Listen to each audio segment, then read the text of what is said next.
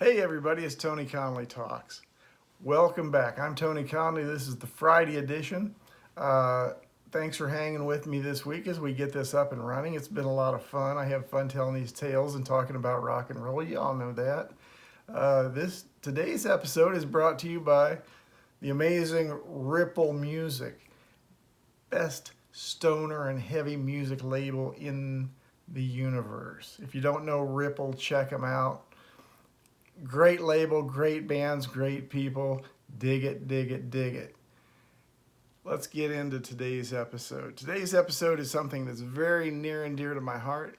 It's Uriah Heep and how I fell in love with my wife for the second time.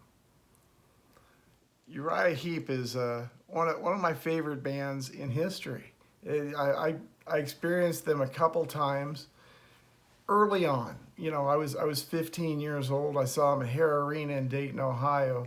Mick Box, Dave Byron, Lee Kerslake, Ken Hensley, Gary Thane. Wow, wow, wow. They put on a great show. The music was great. I never understood why the critics didn't like them. Maybe they were just too cool for the guys. I don't know. They were a great band. They're still a great band. And we'll get into all of that here in a minute. The thing about Uriah Heep is it was interesting because I saw a lot of lineup changes early on. And I didn't really understand that as a kid, but there were some great lessons in it. First, I saw them with Dave Byron fronting the band, and they were amazing, and Gary Thane was playing bass. Great show, incredibly memorable. I think Skyhook's an Australian band that was fabulous as well, opened the show, and they were something to see as well. So it was an amazing night of rock and roll for a 15-year-old kid from Dayton, Ohio. It blew my mind. David Byron, he gave himself the right name when he said Byron because he was a poet and he looked the part and he acted the part. And yeah, demons and wizards, baby. Demons and wizards. Everything was in that band, What band do you remember that had, constantly hard rock and 4-part harmonies going on? They were brilliant, brilliant. Check them out, check them out, check them out. Go to their old catalog, look them up. But anyway, we're back to the lineup changes. A year later, they were coming back around, and I said, ooh, I love those guys. I got to see them again. And I went in, you go into a hockey arena, you shuffle your way down to the front with a bunch of people with joints and Jack Daniels. That's the way it went in those days. A big cloud of smoke hung over the arena. Everybody having a great time. No hassles, no rumpus. It was great. Anyway, I get there, and lo and behold, they come on stage, and I barely recognize them. There's Mick Box, there's Ken Hensley, there's Lee Kerslake, but then there's 2 new guys, and I didn't even know who they were. Turns out it was John Lawton, who you know from his storied history, and the amazing John Wetton. John Wetton, a dear friend of mine, one of the greatest singing bass players that ever lived. What a guy, what a guy. Started with King Crimson, moved on to Asia, Uriah Heep. He did so much great stuff. What a wonderful career. I miss John dearly. Last time I talked to John, he was insisting that we get together and split a bottle of red wine. And we never got that opportunity, but I'll see him again.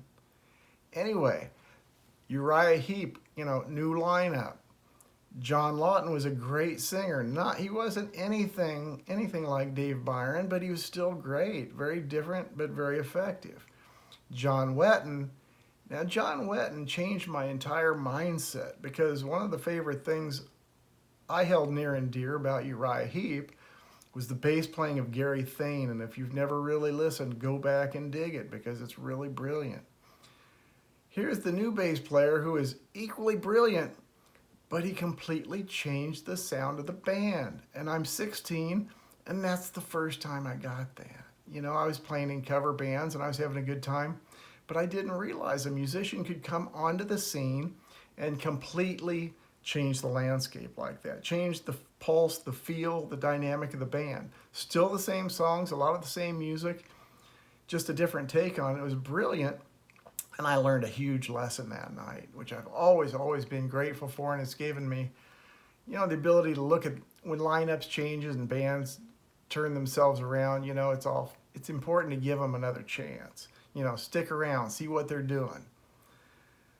Uriah Heep survived, man. They're up with those bands like Wishbone Ash, like these 50th anniversary bands that are doing celebrations this year. 50 years together as a band. And now it's down to Mick Box as the only original member, and that's just because time marches on. Sometimes people get ill.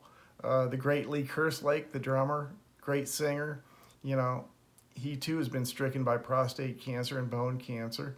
And even though he did get inducted into the rock, I always forget the name of this thing because it's somewhat awkwardly named, the Rock Hall History.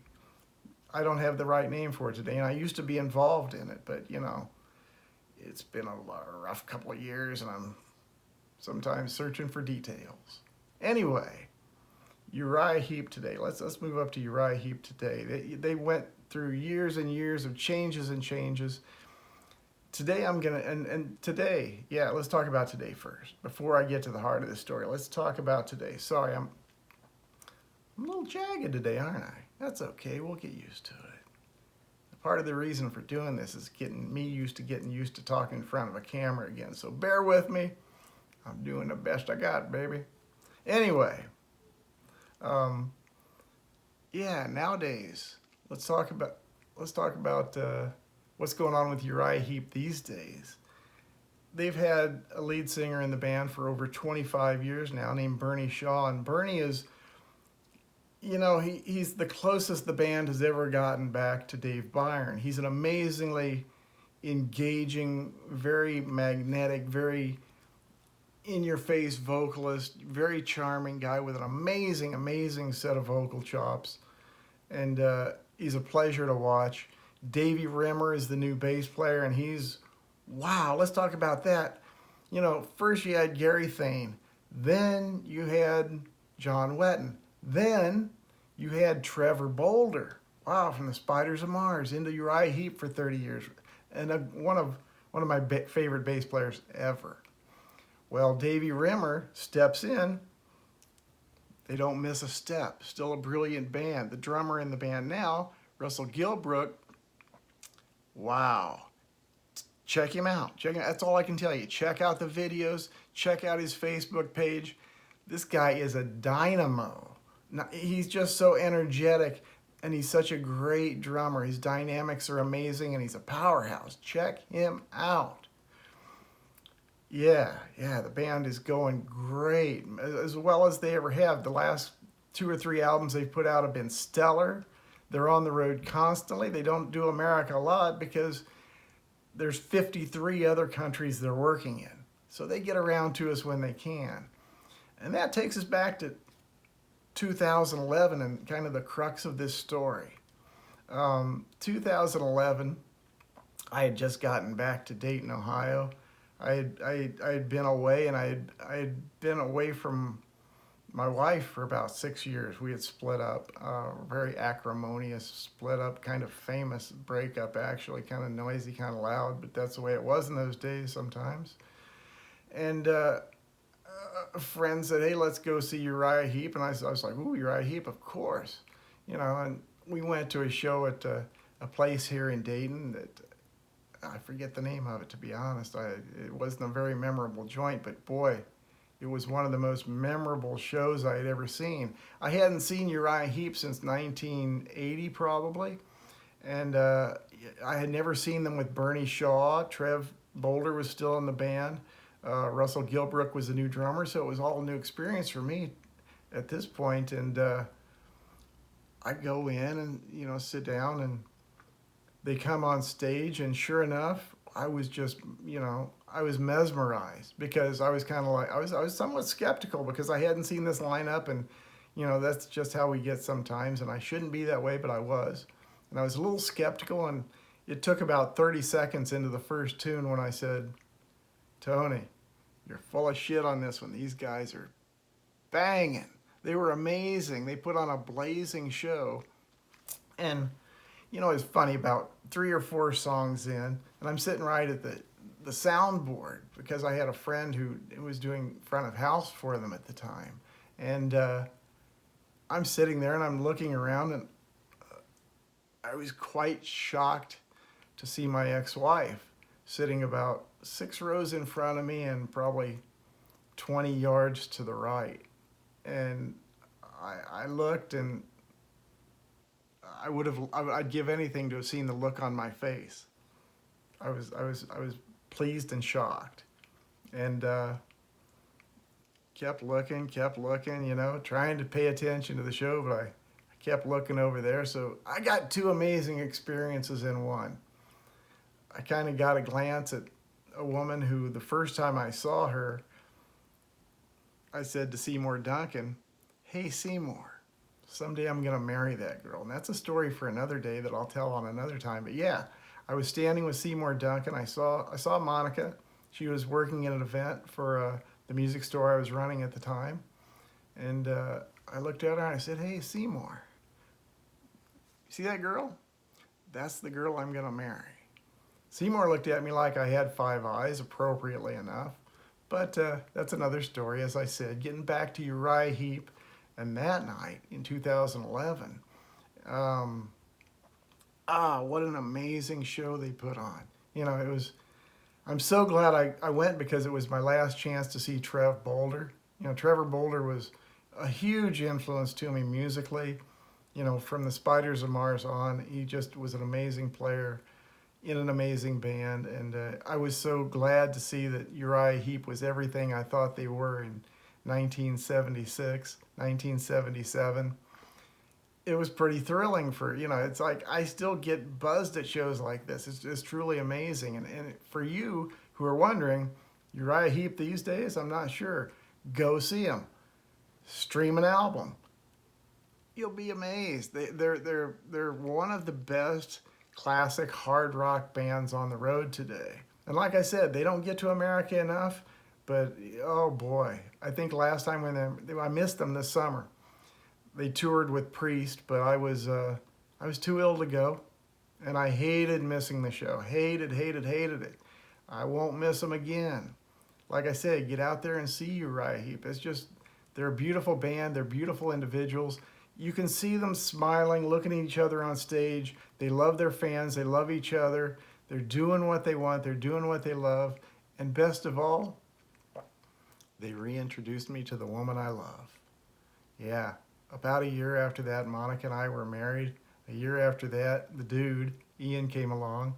And here we are. And all I can tell you is, if I was going to write another book on music, I would think I'd like to write a book on the history of Uriah Heep. I'd like to tell Mick Box's story. Boy, that would be something.